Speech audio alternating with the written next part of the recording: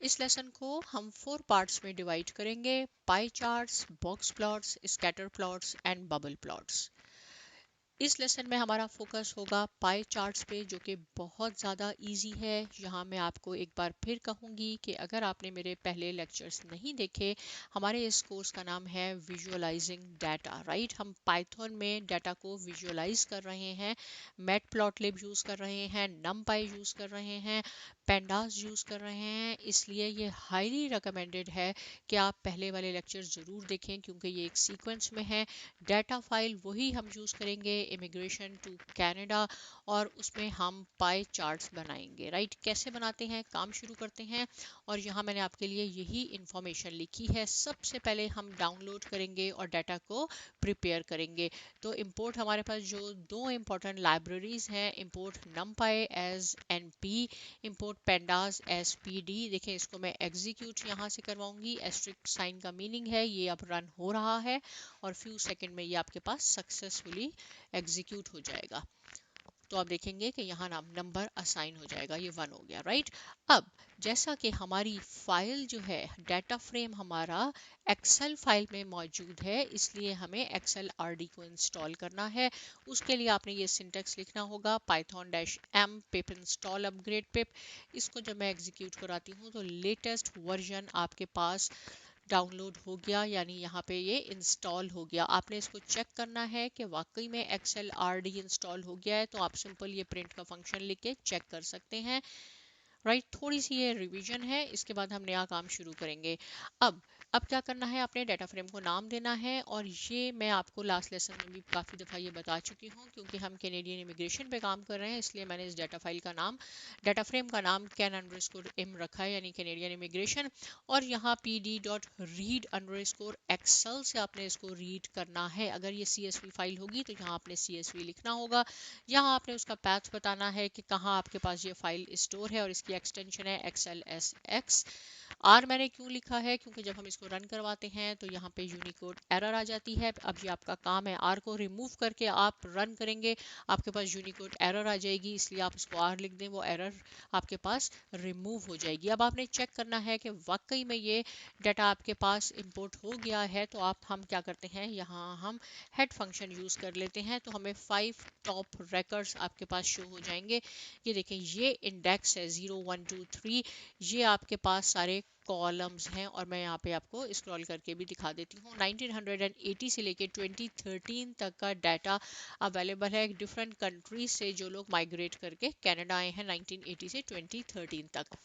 अब देखें, जो मैंने पिछले लेसन्स आपको बताए थे जब हमने ये कोर्स स्टार्ट किया था, तो ये सारी कोडिंग 1 बाय 1 मैंने आपको डिफरेंट सेल में लिख के रन करवा के अच्छी तरह शो करवाया था।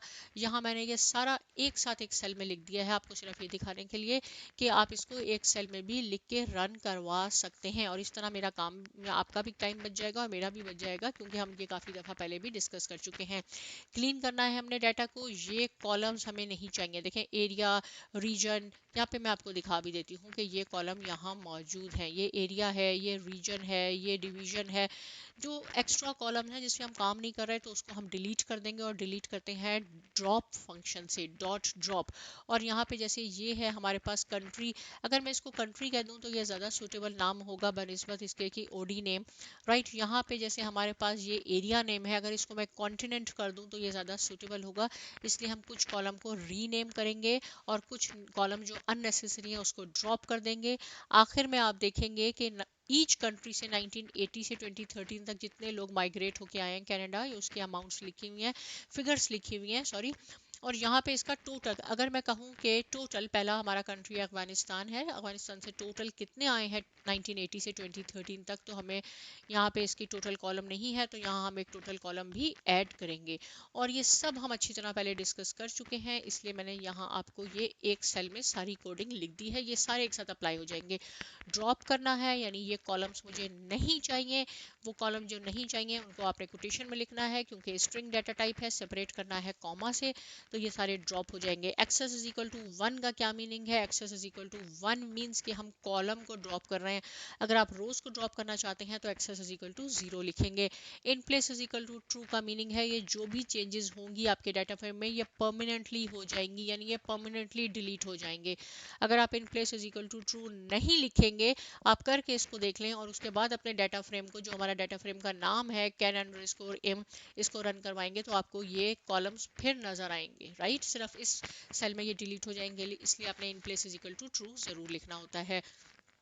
अब बात करते हैं रीनेम की। जैसे मैंने आपको बताया था, यहाँ आप ये यूज करेंगे डिक्शनरी ओडी नेम, पुराना नाम लिखें, कॉलम का क्या है, और कॉलम के बाद जो भी आप नया नाम उसको असाइन करना चाहते हैं वो लिख लें।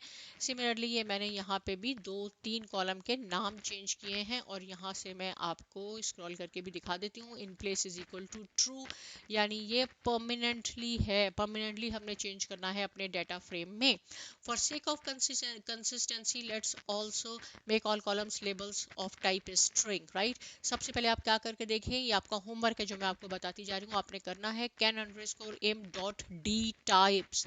डी टाइप लिखेंगे तो आपको ये सारे की डाटा इस बताएगा कि इसका डाटा टाइप क्या है, सारे कॉलम्स का डाटा टाइप। राइट, कोई स्ट्रिंग है, कोई इंटीजर है, कोई फ्लोट है, तो हम कंसिस्टेंसी के लिए सबको स्ट्रिंग में कन्वर्ट कर देते हैं। उसके लिए हमने क्या लिखना होता है, लिस्ट का वर्ड आप यूज करें, पैरेंथेसिस में मैप और str लिखना है, अपने स्ट्रिंग कंप्लीट वर्ड नहीं लिखना। किस पे अप्लाई करना है, ये जो डाटा फ्रेम है डॉट कॉलम्स, इसके सारे कॉलम्स को हमने स्ट्रिंग में कन्वर्ट करना है और इसको हम एक वेरिएबल का नाम दे देते हैं जो हमने ये दे दिया। राइट, इसके बाद set the country name as an index. इस वक्त अगर आप इसको चेक करेंगे, can_m को चेक करेंगे, मैं आपको बल्कि यहाँ दिखा भी देती हूँ, तो हमारा इंडेक्स जो है ये 0 1 2 3 जो डिफॉल्ट सिस्टम जनरेट करता है।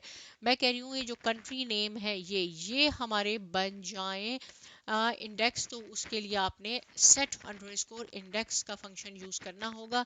इन place is equal to true वही करना होगा, परमानेंटली हो जाएगा। ऐड टोटल कॉलम, आखिर में टोटल कॉलम ऐड करना है। ये हमारा डाटा फ्रेम है, आपने स्क्वायर ब्रैकेट में टोटल लिख दें और can_m डॉट सम फंक्शन से एक्सेस इज इक्वल टू 1, यानी हम कॉलम ऐड कर रहे हैं। राइट, अब लास्ट में क्या है, years that will be using in this lesson, तो हम अपने जो हैं जितने भी हमारे years हैं उसको मैंने years कह दिया। जब भी आप years लिखेंगे वो 1980 से 2013 तक लेके आएगा। आपने 2013 तक ईयर देखने हैं, इसलिए आपने एक एक्स्ट्रा ईयर लिखना है। अगर आप यहाँ 2013 लिख देंगे तो ये 2012 तक प्रिंट करेगा, ये भी अब आपका काम है। आखिर में आपने डायमेंशन चेक करनी है कि कितनी रोज हैं और कितने कॉलम्स हैं। इसको जब हम रन करते हैं, इनिशियली हमारे पास 43 कॉलम थे, हमने कुछ कॉलम ड्रॉप कर दिए, 38 हमारे पास कॉलम है और 179 रिकॉर्ड्स हैं। राइट, इतने हमारे पास रिकॉर्ड्स हैं, यानी डिफरेंट कंट्रीज हैं। अब मैं इसके टॉप 3 को चेक कर लेती हूँ सिर्फ आपको दिखाने के लिए यहाँ पे, कि देखें ये कॉन्टिनेंट रीजन, ये इसके नाम चेंज हो गए, कंट्री हमारा बन गया, यहाँ पे जो हमने कहा था कि इंडेक्स बन जाए वो बन गया, और यहाँ आपके पास एक टोटल कॉलम भी आ गया जो इंडिविजुअली बता रहा है कि अफगानिस्तान से 58,639 माइग्रेट होकर कनाडा आए हैं 1980 से 2013 तक, और 15,699 आए हैं अल्बानिया से, एंड सो ऑन। राइट, तो टोटल का कॉलम भी आपके पास ऐड हो गया। ये सब हमने एक सेल पे लिख के कर लिया। राइट, आप चाहें तो इसको अलग अलग सेल पे भी लिख के कर सकते हैं। अब हमने डाटा विजुअलाइज करना है, जो हमारा टॉपिक है पाई चार्ट बनाना है, उसके लिए आपने इंपोर्ट करना है, ये मैजिक फंक्शन है, परसेंट से स्टार्ट होता है, matplotlib inline, import matplotlib as MPL, और इंपोर्ट करना है पाईप्लॉट एज PLT। ये आपके पास ऑप्शनल फीचर है, आपने चेक करना है कि वाकई में मैटप्लॉटलिब जो है वो इंस्टॉल हो गया, उसका वर्जन क्या है, तो आप इसको भी चेक कर सकते हैं। तो ये आपको आउटपुट बताएगा कि इसका लेटेस्ट वर्जन जो है 2.0.2 है। कितना सिंपल काम हो गया। अब हम अपने पाई चार्ट स्टार्ट करते हैं। सबसे पहले मैंने पाई चार्ट के लिए कुछ इन्फॉर्मेशन लिखी है कि क्या होता है और कैसे बनता है। A pie chart is a circular graphic that displays numeric proportions by dividing a circle और पाई इनटू प्रोपोर्शनल स्लाइसेस, राइट। जैसे सपोज एक सर्कुलर बन जाएगा और उसमें एक स्लाइसेस बन जाएंगे, जस्ट लाइक का पिज्ज़ा स्लाइसेस होते हैं, ऐसे स्लाइस बन जाएंगे, राइट। उसमें अगर मैं आपसे सिंपल ये कह दूं कि 5 और 6 कंट्रीज दे दूं और बताऊं कि ये इसकी पॉपुलेशन है, तो आप बताएं कि इंडिविजुअली पॉपुलेशन कितनी है ईच कंट्री की, तो हम पाई चार्ट बना सकते हैं। अभी बना के दिखाती हूँ, राइट। तो यहाँ पे और काइंड जब हम बनाएंगे तो हमने लास्ट लेसन्स में जो सीखा है वहाँ हम लिखते हैं kind is equal to line, kind is equal to scattered. कैसा हम चार्ट बना रहे हैं, ये पाई चार्ट है इसलिए हम लिखेंगे kind is equal to pie. Simple, ये हमने यूज करना है, बहुत आसान है। Let's use a pie chart to explore the proportion percentage of new immigrants grouped by continents, क्योंकि हमारे डाटा फ्रेम में डिफरेंट कॉन्टिनेंट्स हैं। उसमें हमने देखना है कि ईच कॉन्टिनेंट से कितने लोग माइग्रेट करके 1980 से 2013 तक कनाडा आए हैं, राइट। स्टेप नंबर 1 पे हम क्या करेंगे, गैदर करेंगे डाटा को। We will use pandas group by function. ये ग्रुप बाय फंक्शन भी हम काफ़ी दफ़ा डिस्कस कर चुके हैं, मैं आपको काफ़ी दफ़ा बता चुकी हूँ, फिर बताऊंगी इस लेसन में। To summarise the immigration data by continent, the journal process of group by involves the following steps। Group by कैसे काम करता है, राइट। कैसे काम करता है, ये स्प्लिट कर देता है, split the data into groups based on some criteria, right. देखिए कॉन्टिनेंट है, कॉलम है हमारे पास, उसमें मुख्तलिफ कंट्रीज हैं, राइट। उसमें लिखा होगा ये एशिया से बिलोंग करता है, ये यूरोप से बिलोंग करता है, ये नॉर्थ अमेरिका से बिलोंग करता है, ये अफ्रीका है, डिफरेंट हैं। तो वो उसकी ग्रुपिंग कर लेगा, यानी जितने भी अफ्रीका वाले होंगे उसको एक बना लेगा, जितने भी एशिया वाले हैं उसको एक बना लेगा, यूरोप वालों को सेपरेट कर देगा। तो इस तरह ये स्प्लिट करता है। उसके बाद applying a function to each group independently, फिर उसको सम करेगा, फिर उसको काउंट करेगा, फिर उसका मीन मीडियन ये हम अप्लाई करेंगे। कैसे होगा, यहाँ मैंने आपके लिए ये एक बना के भी पिक्चर रखी है ताकि आपको मैं ये सिंपल आइडिया दे दूं कि ग्रुप बाय फंक्शन कैसे काम करता है। ये देखें, जैसे सपोज ये हमारे पास एक्स कॉलम है, ये कॉन्टिनेंट है, मैं कह देती हूँ ये कॉन्टिनेंट है, इसमें ए बी सी 3 कॉन्टिनेंट है, राइट। और ये हमारे पास यहाँ से ये ए निकाल लेगा, ये यहाँ से ए निकाल लेगा। इसके सपोज 2 कंट्रीज हैं, इसमें 3 कंट्रीज हैं। ये पहले इसने स्प्लिट कर दिया, बी को सेपरेट कर दिया, सी को सेपरेट कर दिया। फिर ये ए वाले जो हैं इनको टोटल किया, बी वालों को टोटल किया और सी वालों को टोटल किया, और फिर फाइनल हमें एक रिजल्ट दे दिया सम ए बी सी। तो इस तरह ये ग्रुप फंक्शन काम करता है। ये मिक्स एंड मैच होते हैं, उसको सेपरेट करके ऐड करके हमें टोटल बताता है। अब देखिए group countries by continents and apply some function. यहाँ क्या है, ये हमारे डाटा फ्रेम का नाम है dot group by. Group by किस पे अप्लाई कर रहे हैं, किस कॉलम पे अप्लाई कर रहे हैं, कॉन्टिनेंट पे अप्लाई कर रहे हैं, क्योंकि कॉन्टिनेंट में आपको मालूम है डिफरेंट डिफरेंट कैटेगरीज है हमारे पास, एशिया है, यूरोप है, Africa and so on. Access is equal to 0 dot some, और इसको मैंने नाम क्या दे दिया, df अंडरस्कोर कॉन्टिनेंट्स। अब हमें ये बार बार नहीं लिखना होगा, हम सिर्फ df अंडरस्कोर कॉन्टिनेंट्स लिख के आप इसको एग्जीक्यूट करवाएंगे तो आपके पास ये आउटपुट आ जाएगी।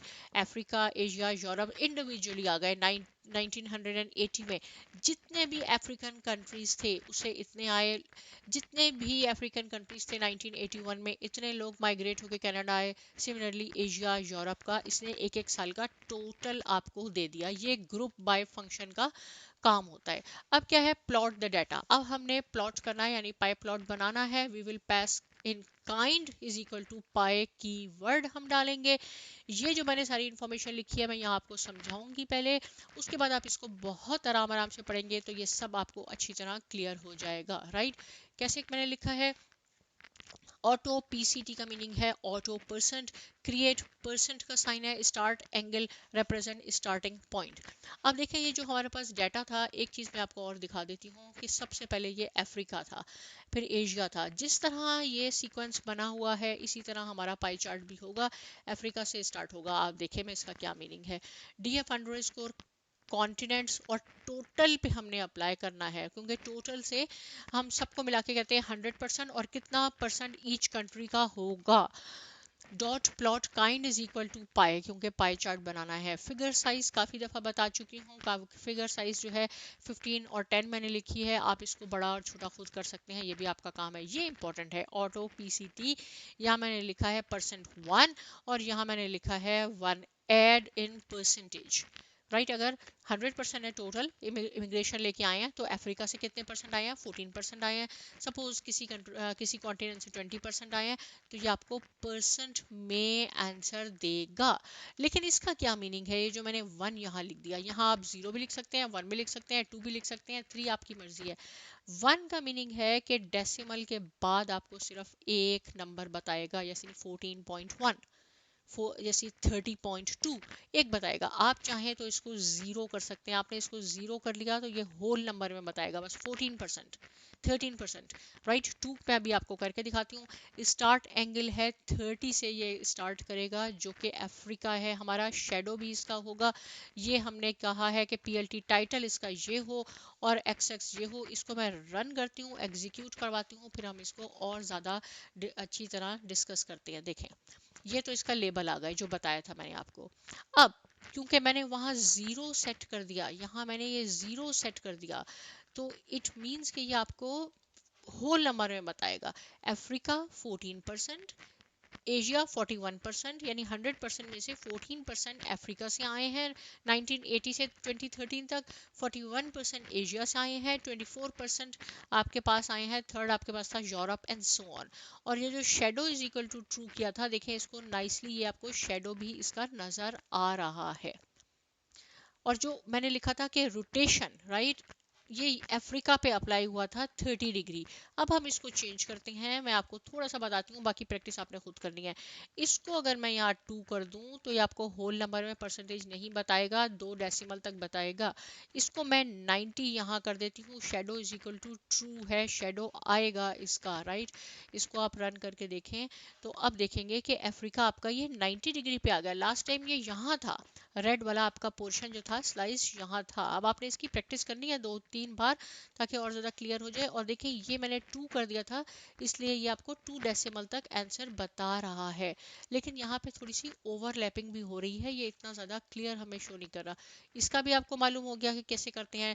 स्टार्टिंग एंगल जो है, अगर मैं इसको 150 कर दूँ, एक दफ़ा आपको और दिखा देती हूँ। 150 याद रहे रेड पे अप्लाई होगा, क्योंकि अफ्रीका सबसे पहला था हमारा। इसको हम देखें, ये मूव हो गया, ये 150 डिग्री पे मूव हो गया। तो ये जो आपके स्लाइसेस है, ये कैसे मूव होते हैं, ये ऐसे मूव होते हैं, इस तरह। ये ऐसे मूव नहीं होंगे, ये आपके पास एंटी क्लॉक ऐसे मूव होंगे, राइट। अब मुझे उम्मीद है कि आपको सब समझ में आया होगा। अबव मैंने लिखा है कि जो above visual is not clear, right, क्योंकि उसमें ओवरलैपिंग भी हो गई थी, थोड़ा सा क्लियर नहीं था। हम इसमें थोड़ी सी और मॉडिफिकेशन कर लेते हैं। पाई चार्ट आपका बिल्कुल रेडी हो गया है, लेकिन हम थोड़ी सी मॉडिफिकेशन करते हैं ताकि जब ऑडियंस को दिखाएं तो ज़्यादा अच्छा लगे। Remove the text labels on the pie chart by passing in legend and add it as the separate legend using PLT dot legend. इसका क्या मीनिंग है, देखें यहाँ एक दफ़ा इसको हम दोबारा देख लेते हैं ताकि क्लियर हो कि मैं आपको क्या बताना चाह रही हूँ। इस वक्त ये जो परसेंटेज है ना, ये हमारे स्लाइसेस के अंदर लिखी हुई है। मैं कह रही हूँ ये बाहर आ जाए, ये यहाँ यहाँ लिखे हुए है। आप चाहते हैं तो शेडो भी रखें या ना भी रखें तो भी सही है। अब मैं इसका लेजेंड भी चेंज करती हूँ, हम इसको रन करवाते हैं। उसके बाद आप इसको आराम आराम से जब पढ़ेंगे तो आपको बहुत ज़्यादा कॉन्सेप्ट क्लियर हो जाएगा। पहले वाले में मैंने कोई कलर असाइन नहीं किए थे, यहाँ सिंपल आपको बता रही हूँ कि आप अपने पसंद के कलर भी अपनी स्लाइसेस को दे सकते हैं। नहीं देंगे तो वो डिफ़ॉल्ट में आपके कलर ले आएगा। कलर अंडरस्कोर लिस्ट को मैंने कहा कि गोल्ड कलर आ जाए, ग्रीन येलो। कहाँ से स्टार्ट होगा, अफ्रीका से स्टार्ट होगा जो हमारा पहले था, और उसके बाद ये एंटी क्लॉकवाइज चलेगा और इसके कलर ऐसे आ जाएंगे। एक्सप्लोड अंडरस्कोर लिस्ट का क्या मीनिंग है, एक्सप्लोड फंक्शन क्या करता है, ये मैंने वेरिएबल तैयार किए हैं। आप चाहें तो यहाँ कॉमा के बाद भी इसको लिख सकते हैं, लेकिन मैंने वेरिएबल तैयार किए हैं, हम ये वेरिएबल को ही यूज़ करेंगे। यहाँ 0.1 है, फिर 0 0 0 है, 0.1 ये मैंने क्यों 6 लिख लिया, 1 2 3 4 5 6। जितने आपके स्लाइस होंगे, इसमें 6 स्लाइस हैं, 1 2 3 4 5 6, उतना ही आपने एक्सप्लोड में लिखना है। एक्सप्लोड मीन्स कि ये स्लाइस आपका जो है बाहर निकल आएगा। अगर आपने कोई प्रोमिनेंट बना के उसको बाहर निकालना है, मैं कह रही हूँ पहले वाले को 0.1 बाहर निकाल दें, लास्ट 2 को थोड़ा थोड़ा निकाल दें, और उनके कलर ये होंगे। काइंड पाई है, फिगर साइज भी आपको क्लियर हो गया। डेसिमल इस वक्त मैं कह देती हूँ, चले मुझे 1 डेसिमल तक चाहिए। आपका एंगल क्या हो, 90 हो, शेडो ट्रू हो, लेबल्स मैं कह रही हूँ नन हो, और पीसीटी डिस्टेंस ये है रेशो बिटवीन। देखिए यहाँ मैंने सारे कमेंट्स में भी आपके लिए लिखा हुआ है ताकि आपको और ज़्यादा बात क्लियर हो कि ये क्या करेगा इस वक्त, सॉरी, इसको हम यहाँ करके ये देखें, ratio between the centre of each pi slice and the star text, के जो 14.4% है ये कितना दूर लिखे, मैं कह रही हूँ ये 1.12 लिखे। कलर्स, कलर्स की जगह मैंने इसको क्या कह दिया, आप चाहें तो यहाँ पे भी लिख सकते हैं, लेकिन मैंने ये वेरिएबल लिख दिया कि इस सीक्वेंस में कलर आ जाए, एक्सप्लोड, एक्सप्लोड लिस्ट आ गई।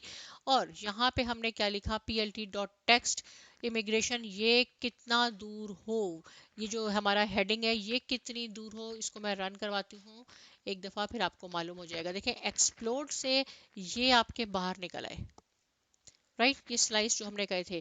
और ये जो लास्ट में मैंने आपको लिखा कि ये हेडिंग y1.2 ये इस ग्रुप से कितनी दूर हो, इस पाई चार्ट से 1.1 इतना दूर हो, इसको मैं चेंज भी करके दिखा देती हूँ। मैं कहती हूँ इसको हम 1.5 कर देते हैं, इसको फिर रन करेंगे तो ये और दूर हो जाएगी।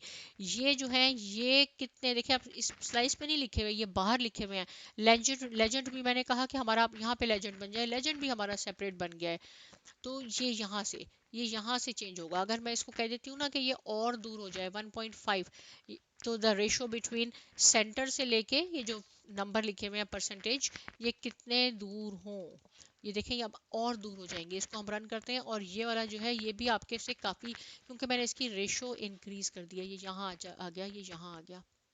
और मैंने लेजेंड कहा था नो, तो इसका हमारा अपना लेजेंड बन जाए, हमारा अपना लेजेंड भी बन गया। एक दफ़ा और अच्छी तरह आप इसको देख लें ताकि कोई कॉन्सेप्ट, कोई पॉइंट ऐसा ना हो, labels is equal to none, right, ये इसका डिस्टेंस हो गया। और इसी तरह बिल्कुल आपने एग्जैक्ट लिखना है। अब मैं एक और बात आपको बता दूं, अगर मैं हम कहते हैं नहीं ये वाला भी हमने एक्सप्लोड करना है, इसको भी हमने बाहर निकालना है, कितना बाहर निकालना है, 0.6 कर देते हैं, राइट, इसको भी हम कर देते हैं ताकि आपको और ज़्यादा क्लियर नज़र आ जाए। इसको मैं 0.8 कर देती हूँ और फिर हम रन करवाते हैं, तो आप देखेंगे कि बाकी स्लाइसेस भी, यानी किसी भी पर्टिकुलर स्लाइस को आपने बाहर निकाल के ऑडियंस को शो करना है तो आप बिल्कुल दिखा सकते हैं। अब क्या है, using a pie chart explore the proportion percentage of a new immigrants group by continents in the year 2013। अब सिर्फ 2013 में करना है, बहुत ज़्यादा बेहतर ये होगा, यहाँ पे आप वीडियो को पॉज कर दें, आप खुद कोडिंग लिखें, जब हो जाएगी तो आप यहाँ से टैली भी कर सकते हैं, लेकिन आपकी आसानी के लिए मैंने ये बना दिया है, राइट। तो हमने सिर्फ 2013 का देखना है, तो आपने सिर्फ सिंपल यहाँ 2013 लिखना है। इसके बाद आप 1980 लिखें, 1985 लिखें, कुछ भी लिखे आप ट्राई कर सकते हैं। एग्जैक्ट एक्सप्लोड लिस्ट, जितना स्लाइस आप बाहर निकालना चाहते हैं और जिस स्लाइस को निकालना चाहते हैं, राइट, तो ये 1 2 3 4 5 6 हो जाएगा। इस तरह आप स्लाइस को बाहर निकाल लें, ये सारी आप यहाँ से ये भी पढ़ सकते हैं। फिगर का साइज 15:6 है।